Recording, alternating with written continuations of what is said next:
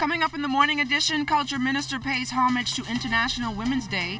Opposition walks out of Parliament again. And the Red Cross Fair gets a new venue.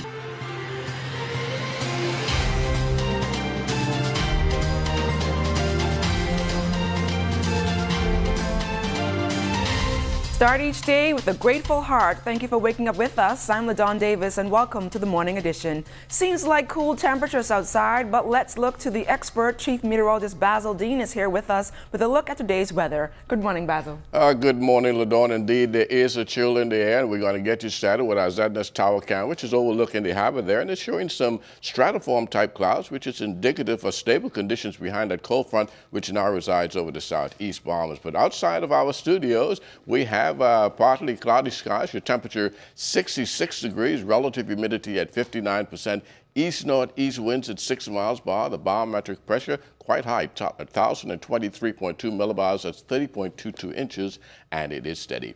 Temperatures around the islands this morning, 63 degrees in Marsh Harbor, Greentoll, Key, and Freeport, bringing in 62. In the Berry Islands, 68. Isles Down, Bimini at 67 degrees, 69 in Harper Island, Roxanne, Eleuthera, Artistan, Cat Island, 70 degrees, 69 in Staniel Key, also Kemps Bay, South Andros, and Fresh Creek and Central Andros, all at 69 degrees. San Salvador, 78, 70 degrees in Rum Key. As we take you further south, Ragged Island, Clarence Sound, Long Island, Crooked Island, 73, Betsy Bay, Maguana, 75, 75 in Acklands and Matthew-Town, Nagua, the Turks and Caicos Islands at 77 degrees. And your boating forecast for today in the northwestern islands, northeast winds 15 to 20 knots, wave heights 4 to 7 feet, and that means caution flags are up for your boaters in the northwest Bahamas.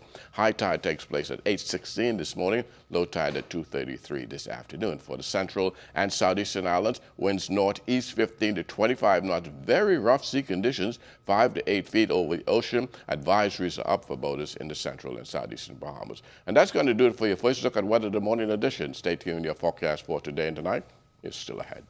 Thanks a lot, Basil. Now to prepare you for your commute, here's Vaughn Aubrey with a traffic report. Report is sponsored by Bahamas First. First in insurance, today, tomorrow.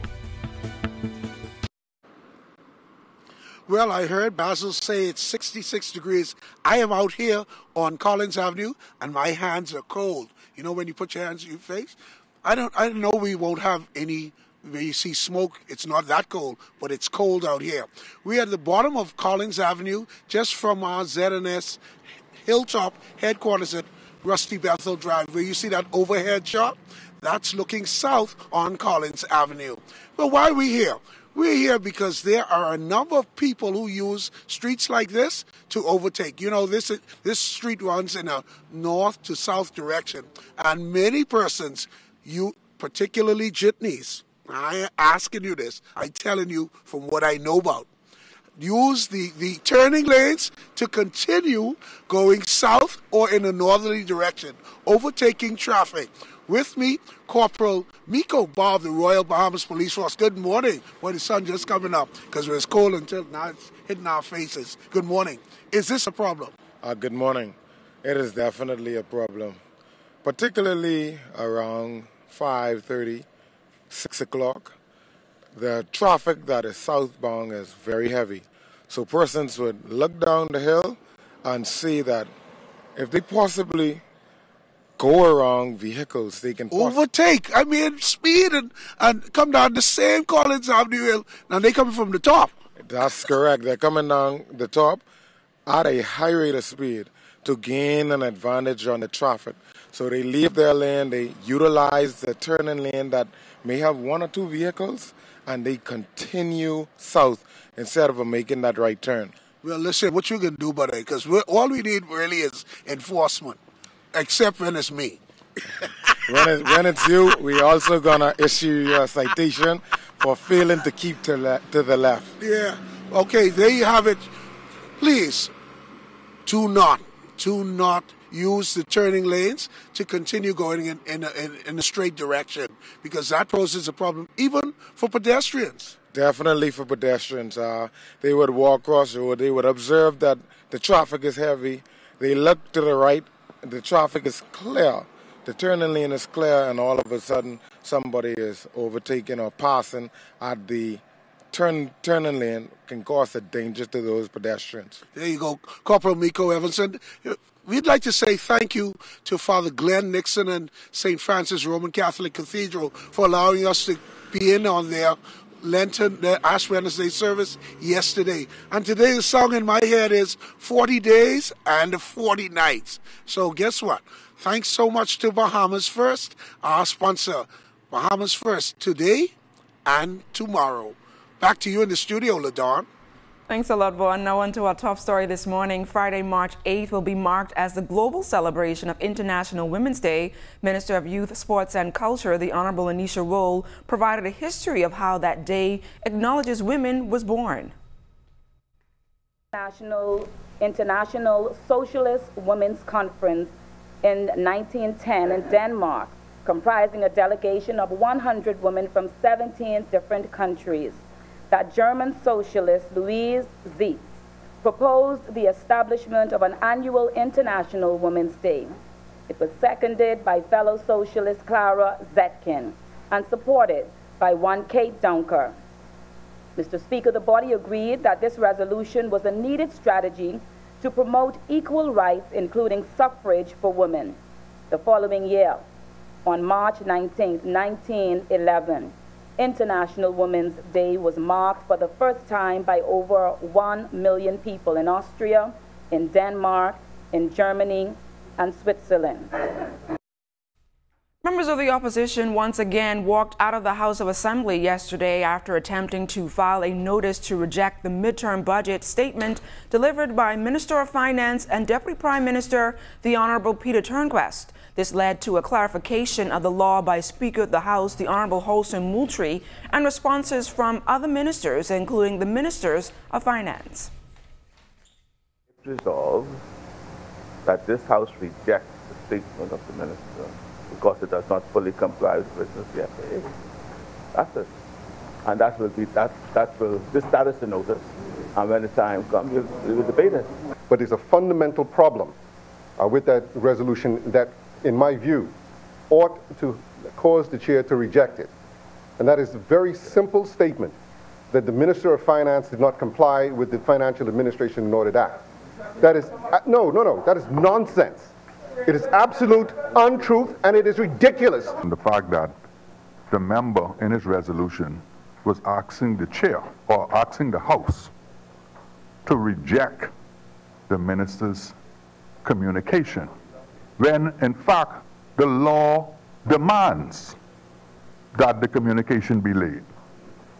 So there must be something highly irregular about that, because what the resolution is seeking to do is asking the House to reject the law. The Prince George Dock in downtown is always busy. It's where millions of tourists disembark to sightsee Nassau's hub of economic activity. The Royal Bahamas Police Force's tourism unit, headed by Superintendent Kent Butler, is responsible for law and order there. And despite just 43 incidents involving tourists, most of them minor, the United States still issued a travel advisory to its citizens. Now, according to Superintendent Butler, the Prince George Dock is mostly orderly, even though scores of taxi drivers crowd Festival Place seeking a job. Most of the taxi drivers who are there now, all of them are good citizens, I say. They are well-mannered. The problem exists when you have cab drivers who may come from other areas trying to interfere and cash in on a job. It kind of creates a problem. So if the officers are not there, it gets out of hand, and they have a rotation with the road traffic personnel assisting from the inside of Festival Gate, and the officers on the outside. They're able to combine their efforts and keep out everything in orderly fashion. Corporal 544 Mike Stubbs controls the flow of vehicular and pedestrian traffic as tourists exit the cruise ships onto Prince George Walk. This is one of the major port entrances to the country, and we have taxi drivers here would be congested, more or less, and trying their best to see how they can secure some job. So the daily runnings here would mostly entail us regulating the traffic flow with the taxi drivers, ensuring that they park in their regulated spots. Pretty much. Do they? Well, that's a challenge we have on a daily basis. However, with the officers that are posted here at the wharf, we have a good working relationship, and therefore we do our best. So we don't have major issues in that area. Do we have to issue tickets? On a general day-to-day basis, yes. Ticket issuance may range somewhere in the area of 10, 15 to even 20 tickets per day based on the number of infractions that are committed by these taxi drivers. We do have some private vehicles as well utilize this Woods Walk area, and we do have to regulate the movement of those vehicles also.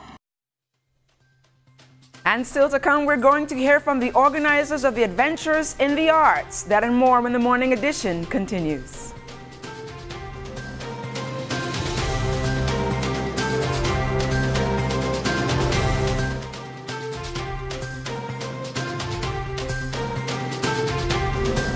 Preschool and primary students at the Clara Evans Primary School showcased their recitation abilities during the E. Clement Bethel National Arts Festival adjudications at their school in Nicholstown, Andros on March 4th.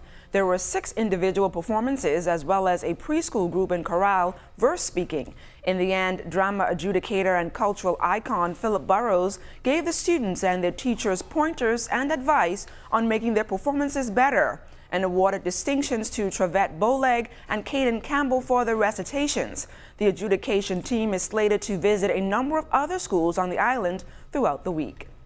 In other news this morning, Adrosian students are making headlines yet again. This morning, we highlight the work of students attending the Huntley Christie High School over in Andros. The Huntley Christie School in Andros is not new to the national spotlight. Students have excelled in national academic and performing arts competitions. The students hope to take the lead again during the festival's 60th year.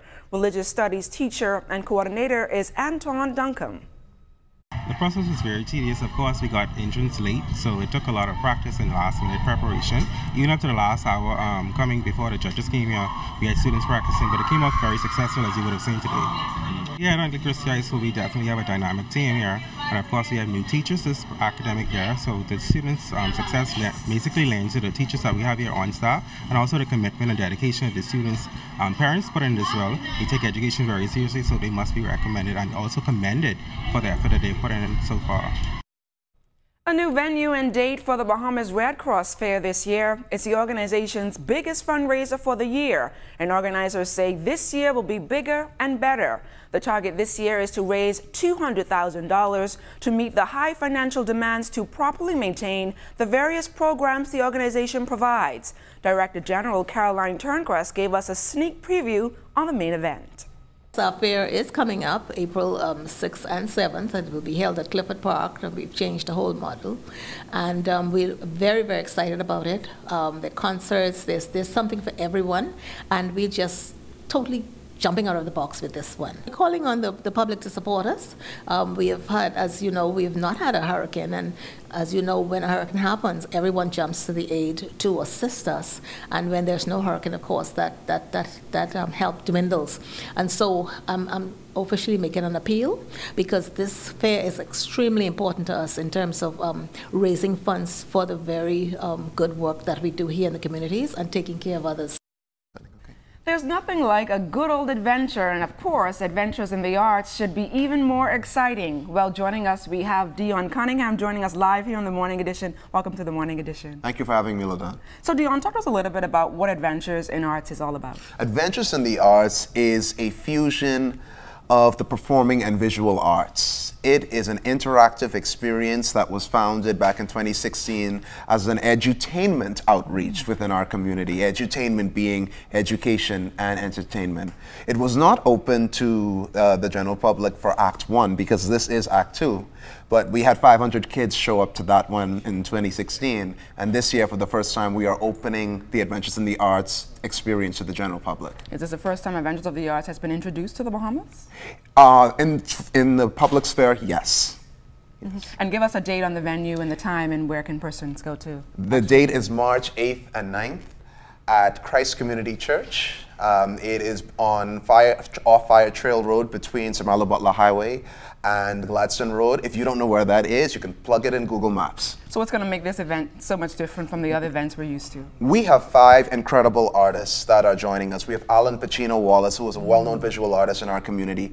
We have 2 colleagues of mine from the Harlem Ballet Theater and Complexions Contemporary Dance Company, Jared Brunson and Daphne Lee, and 2 wonderful vocalists who are well-known in Christian and gospel music circles, Anton Cunningham and Chara Miller. And it's strung together by a series of 11 films and 5 narrators. There are not so many events in our country. We love entertainment, we love music, we love the arts, but there are not so many events that cater to the whole family. This event is for everyone. If you love classical music, if you love jazz, if you love video games, if you love memes, if you love emojis, so there is something in there for you.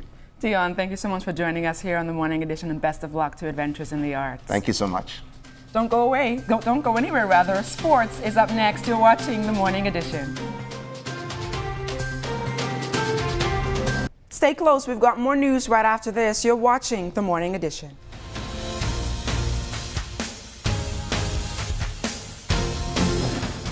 Welcome to sports, everybody. The New Providence Basketball Association's best of 3 first-round playoffs were back on the court last night at the AF Adderley Gym. Up first in Division II, it took overtime to decide a winner as Leno's Eagles Nest stunned the Alive Buckets 80-78 to take a 1-0 series lead. Leno got a game-high 24 points from Dante DeVoe. Alfred Smith chipping in with 14 points and 12 boards. Tyrell Butler had 12 points, while Bradley Altador added a double-double. In the loss for Alive, Dylan Musgrove, he had a side-high 23 points. Kieran Mortimer followed with 14 points and 12 rebounds. James Roll and Dario Thompson also in double figures with 12 and 10 respectively.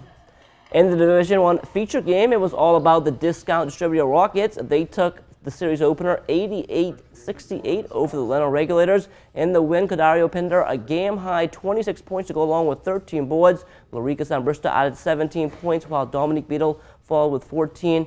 Kenneth Pratt, the only regulator in double figures, that is, he had a side-high 24 points to go along with 15 boards. Game 2 in both these series will be played on Saturday. The other 2 series resume come tomorrow. Game 2 in the New Providence Women's Basketball Association's Best of 5 Championship will be played tonight at the Donald Davis Gym. Game 1 went right down to the wire, with the defending champion Bees Trucking Destroyers holding off Foxy's Angels, a final there of 64-60.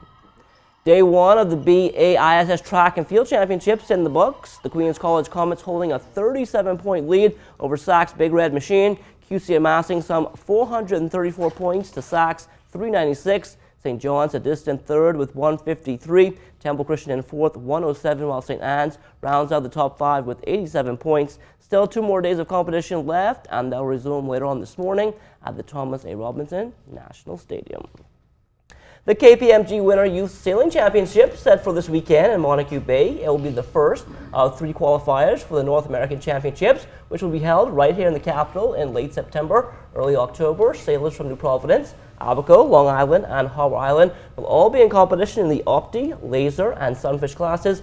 14 spots up for grabs on Team Bahamas. This morning we're joined live by Robert Dunkley, Director of the Bahamas National Sailing School. And Robert, it should be a good weekend. It's going to be a fantastic weekend, Jonathan. We're going to have around 70 junior sailors from around the country, and we're going to be sailing Saturday all day, Sunday, and it's a 7-race series. And I've got here with me 2 of our top sailors, okay, Joshua Weech and Craig Ferguson. 2 of them are on our race team, international race team, and both these guys are going to be out there. Now, who's going to win? Me. But I'm guessing with so much on the line at the North Americans, you're expecting good competition from all the sailors. Absolutely. This is a qualifier for the Optimus North American Championships, which is going to be held in September the 27th to October the 4th. And we're going to be allowed a team of 14 young Bahamians to represent the Bahamas at the North Americans. I guess that's a good thing too, because I know when you travel, you only get like 4 spots, but now you get 14 spots, right? Exactly. One of the benefits of being the host country. And this is weekend event is going to be at the Nassau Yacht Club, and also the Nassau Yacht Club, along with the Bahamas National Sailing School, will be hosting the North Americans. I know you guys been going since 2013. You've seen that good growth, and you're happy with how it's going right now? Tremendously. And, well, the KPMG Regatta was one that was started in 2013, but the school's been going since 2004. And these days we go through about over 200 students for the year. I know when we spoke yesterday, I know you guys have a couple of schools here in Nassau, Abaco, Long Island, Harbor Island. You guys plan to expand to any more islands? Well, one of the other islands is Great Exuma. Their program, they started just over a year ago, and they're doing very well with that.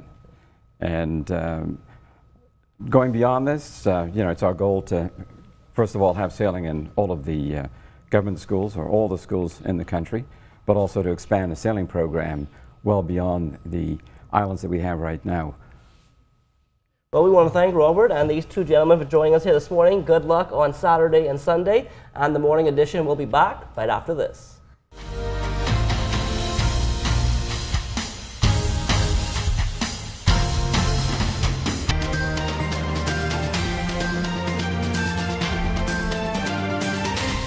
In our final look at weather, that cold front now right across the extreme southeast Bahamas. It's fizzling out a bit, but leaving behind some patchy clouds over the northwest and central parts of the Bahamas. Our forecast for today called for breezy conditions with periods of clouds and sunshine. High temperature getting up to 81 degrees. And tonight we're looking at patchy clouds and breezy. Low temperature a cool 66 degrees. Extended weather forecast over the next 7 days. Things will start warming up on the weekend. We will see temperatures rebound back into the 80s and some low 70s during the nighttime, taking us right into the early part of next week. But lots of sunshine in the forecast heading through the weekend. LaDawn? Some great temperatures there, Basil. That's going to do it for the morning edition. Make sure to join us again tomorrow at 7 a.m. Once again, I'm LaDawn Davis. Have a great day, everyone.